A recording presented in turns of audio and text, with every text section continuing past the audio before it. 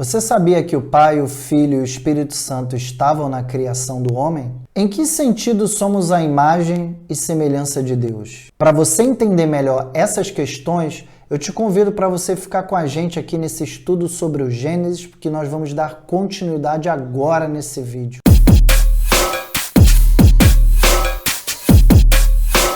Eu sou Jonatas Rocha, você está aqui no meu canal Fundamentos Apostólicos e nós vamos dar continuidade para a nossa lição 3 do livro de Gênesis. Fica aqui com a gente que tem muita coisa legal para você aprender. Não se esquece de se inscrever no nosso canal, curtir o nosso vídeo e comentar aqui embaixo. Vamos lá para mais um vídeo? No estudo passado, eu falei sobre o primeiro dia da criação, o segundo, o terceiro e o quarto. Hoje vamos falar especificamente sobre o quinto dia, o sexto e o sétimo dia, encerrando agora esse ciclo da criação, para nós podermos já entrar nos assuntos sobre a queda, sobre a constituição do jardim e sobre a concepção da humanidade de uma forma geral. No quinto dia, nós temos a criação das aves, dos répteis e dos peixes, os animais aquáticos. Deus cria nesse dia essas três categorias de animais. Os animais que estão nos céus, os que se rastejam e os animais que estão na água. E aí nós vamos agora já para o sexto dia, que é o dia em que Deus vai criar os animais domésticos e os animais selvagens e o homem. Deus começa no sexto dia a criação do homem. E vamos agora estudar um pouco mais aprofundadamente essa criação do homem, como que Deus ele nos cria, o que nos difere tanto dos outros seres criados até agora. Primeiro ponto que nós vamos especificar é que Deus, em toda a sua criação, ele vem com a palavra haja. Então Deus falou, haja luz, haja o firmamento, haja o sol, haja a lua, haja os animais, haja toda a vegetação. Porém, quando Deus ele vai criar o homem, essa forma de comando, ela muda. Deus agora ele vai falar, façamos o homem. Em todas as outras formas de criação, Deus dá um comando, dá uma ordem. Porém, no homem, ele faz uma consulta para si mesmo. E que consulta é essa? Deus está consultando os anjos? Deus está consultando os animais já criados? Não. Nós entendemos aqui que Deus ele está fazendo uma consulta à sua própria deidade, ou seja, à Trindade. Ali nós tínhamos o Pai, o Filho e o Espírito Santo na criação. Como que eu sei, Jonatas, que o Pai, o Filho e o Espírito Santo estavam na criação? Porque a palavra vai dizer em Gênesis capítulo 1, versículo 2, que o Espírito de Deus pairava sobre a face das águas, ou seja, o Espírito Santo estava na criação. E no Evangelho de João, capítulo 1, versículo 1, João vai nos dizer que o Verbo estava na criação e todas as coisas foram feitas por intermédio dele. E o Verbo era Jesus. Ele era a palavra, ou seja, a palavra gerava vida. Então nós temos ali o Pai, o Filho e o Espírito Santo, os três ali juntos. Há ali um trabalho em conjunto dos três. E até agora o Pai está dando comandos, mas agora há uma consulta entre os três. Como que nós vamos fazer esse homem? Como que esse homem será feito? Então nós já percebemos uma característica bem diferente do homem. Alguém que recebeu toda uma atenção, alguém em que a Trindade para pensar, para imaginar esse homem. E por que há isso? Porque nós temos como consenso que o homem ele é a coroa da criação.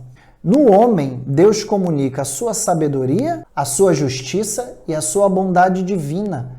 Nós temos o problema de olhar o homem muito na perspectiva do pecado, mas aqui nós estamos falando de um homem perfeito, um homem que realmente reflete a imagem de Deus. E Deus, quando nos criou, ele criou para esta finalidade, para que nós fôssemos um reflexo da sua bondade, da sua justiça e da sua sabedoria divina. Nós somos um canal de Deus, por isso que nós somos chamados de sacerdote. O que é um sacerdote? É aquele que liga a terra e o céu. Nós seríamos os sacerdotes do mundo, os governantes do mundo, aqueles que seriam um elo entre Deus e a terra, nós seremos um canal. Mas eu estou falando de uma perspectiva de perfeição, não do que nós enxergamos o homem como ele é agora, um ser caído, um ser degenerado, aonde o pecado distorceu a nossa função original. Aqui nós estamos falando da função original, do que nós realmente fomos criados para ser, ok? Então agora entrando no texto, o texto vai dizer que façamos o homem a nossa imagem e semelhança. Jonatas, que termo é esse façamos? Ele está no futuro, mas ele também está no plural. Ou seja, a deidade, o Pai, o Filho e o Espírito Santo estavam criando o homem. E como eles criam esse homem? A sua imagem e a sua semelhança. Jonatas, imagem e semelhança são a mesma coisa? Não, não são. Temos que entender que a Bíblia ela nunca usaria dois termos iguais. Se ela está usando esses termos, é porque há uma diferença entre um e entre outro. Então, primeiro nós vamos trabalhar com a imagem. Por que a Bíblia diz que nós somos imagem de Deus? Porque nós temos a mesma capacidade de governo e de justiça divina de Deus. A imagem de Deus, ela comunica a justiça e a capacidade de governo que Deus tem sobre a sua criação. E a semelhança? A semelhança comunica a nossa parte intelectiva. Aristóteles vai dizer que nós somos a semelhança de Deus porque nós temos vontade, inteligência e memória. Ou seja, a nossa parte pensante é a parte semelhante a Deus. Por quê? Porque Deus, ele é como nós, ele é um ser pensante, ele é um ser dotado de inteligência e é um ser dotado de governo, é um ser que tem a capacidade de governar. É por isso que quando o homem ele peca, ele cai, há uma morte espiritual ali. E o que nós perdemos nessa morte? Justamente, nós perdemos a imagem de Deus, nós perdemos essa capacidade de governar o mundo com justiça e sabedoria divina. Nós perdemos o que nós chamamos de bondade, justiça e sabedoria. Essas coisas estavam contidas na imagem de Deus. Nós somos imagem de Deus porque temos essa capacidade, ou tínhamos. Por causa do pecado, há uma morte espiritual. Então nós perdemos isso. Nós continuamos sendo semelhantes a Deus, mas agora nós não temos mais essa imagem. E é por isso que agora a nossa forma de governo, ela sempre é uma forma destrutiva, é uma forma tirânica e sempre é uma forma maldosa. Nós não temos mais bondade, nós não temos mais justiça e nós não temos mais sabedoria. A Bíblia diz que nós somos tolos. A Bíblia nos chama de maus e a Bíblia nos chama de injustos. Porém, nós mantemos a semelhança. Nós ainda temos a nossa capacidade intelectual, pelo menos alguns, né? No mundo de hoje, parece que cada vez nós temos ficado mais burros. Nós ainda temos vontade, ainda temos memória. Então, nós ainda somos a semelhança do Senhor. E o texto também vai dizer que a imagem de Deus nos criou. É muito interessante quando você olha essa parte do texto que ele fala, criou Deus a imagem e semelhança. A imagem de Deus nos criou. E que imagem é essa que nos criou? Quem é a imagem de Deus? A Bíblia nos dá muitas pistas para isso, principalmente no Novo Testamento, quando ela refere Cristo à imagem de Deus. Nós vamos ver a Bíblia sempre fazendo essa comparação de que Cristo ele é a imagem de Deus, ele reflete a imagem de Deus. Então, na verdade, quem nos criou foi Jesus. Nós fomos criados à imagem e semelhança de Jesus. Quando olhamos por essa perspectiva, nós vamos perceber que o plano da redenção de Cristo, na verdade, é nos fazer retornar essa imagem que nós éramos na criação de Cristo. Cristo trazendo a imagem de volta dele em nós, quando nós somos nova criatura. Quando nós somos nova criatura em Cristo Jesus, nós estamos sendo restabelecidos à imagem dele, tendo a imagem de Jesus. E que imagem é essa? O caráter dele, essa capacidade de Jesus de bondade, sabedoria e justiça divina. Jesus, quando esteve aqui na terra, ele pôde se tornar um homem perfeito, porque ele era um homem que tinha a bondade perfeita, a sua sabedoria e a sua justiça divina. Jesus era bom, Jesus era sábio e Jesus era justo. E quando nós entramos para a família de Cristo, nós recebemos essa capacidade novamente de termos bondade, de sermos justos e de termos a sabedoria divina sendo comunicada em nós. Essa, na verdade, é o canal espiritual na nossa vida, pelo qual Jesus comunica a nós, porque foi Ele que nos criou lá no início. E como Ele nos criou lá no início, nada mais correto do que Ele ser esse que vai restabelecer a imagem dele em nós. Porque Jesus era santo, justo e íntegro, que é uma comparação a essas três formas que eu falei.